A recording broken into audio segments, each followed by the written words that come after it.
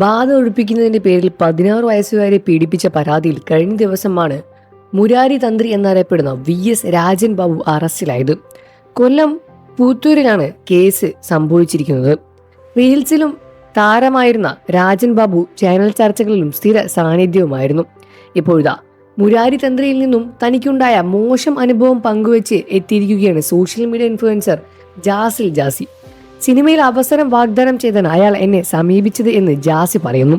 എനിക്ക് കിട്ടിയൊരു മോശം അനുഭവത്തെക്കുറിച്ചാണ് ഞാൻ പറയാൻ പോകുന്നത്. എന്ത് പറയണം, ശരിയായ സമയം ഇപ്പോഴാണ്. കൊല്ലം പൂരൂരിൽ പോക്സോ കേസിൽ അറസ്റ്റിലായ ജോത്സ്യൻ മുരാരി തന്ത്രിയെക്കുറിച്ചാണ് പറയാൻ പോകുന്നത്. അയാളെ ആദ്യമായി ഞാൻ കാണുന്നത് ദുബായിൽ വെച്ചാണ്.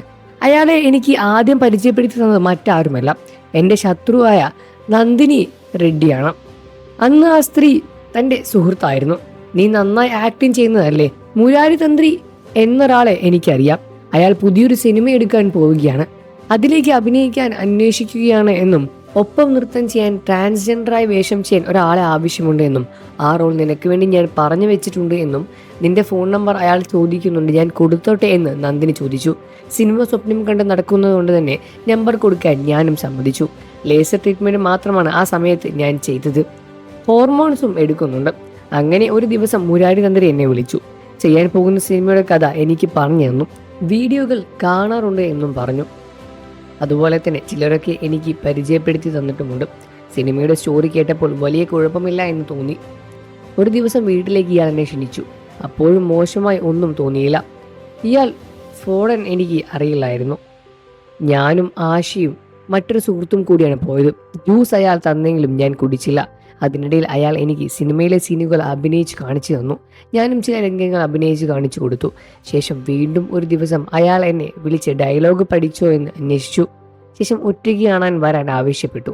എനിക്കതിൽ ഒരു റോങ് ഫീൽ ചെയ്തു. നന്ദിനി റെഡ്ഡി തന്ത്രിയെ കൊണ്ട് പറഞ്ഞ് ചെയ്യിപ്പിച്ചതാണ്. കാരണം അയാൾ പകർത്തിയ വീഡിയോകൾ അവൾക്കാണ് അയച്ചു കൊടുത്തത്. ഞാൻ അത് പിന്നീട് കണ്ടുപിടിച്ചു. അയാൾ എന്നെ ഒരുപാട് വിളിച്ചെങ്കിലും ഞാൻ പോയില്ല. അയാൾ പക്ക ഫ്രോഡാണ്. കർമ്മ എന്നൊന്നുണ്ട്, ഇപ്പോൾ അത് മനസ്സിലായി. ഇനി കിട്ടാൻ പോകുന്നത് നന്ദിനിക്കാണ്. എന്നെപ്പറ്റി ടിക്ടോക്ക് ലൈവിൽ വന്ന് തന്ത്രി പറയുന്നത് കേട്ടപ്പോൾ ഞാൻ ദൈവത്തോട് പ്രാർത്ഥിച്ചു. അതിനുള്ളത് ദൈവം അയാൾക്ക് കൊടുത്തുവെന്നും ജാസിൽ ജാസി തുറന്നു പറയുകയാണ്. ഇതിൽ നിങ്ങളുടെ അഭിപ്രായം എന്താണെന്ന് വീഡിയോയ്ക്ക് താഴെ കമൻറ്റ് ചെയ്ത് പറയുക. വാർത്തകളും വിശേഷവും എത്രയും പെട്ടെന്ന് അറിയാൻ നമ്മുടെ വീഡിയോ ലൈക്ക് ചെയ്ത് ചാനൽ സബ്സ്ക്രൈബ് ചെയ്ത് സപ്പോർട്ട് ചെയ്യുക ഫ്രണ്ട്സ്.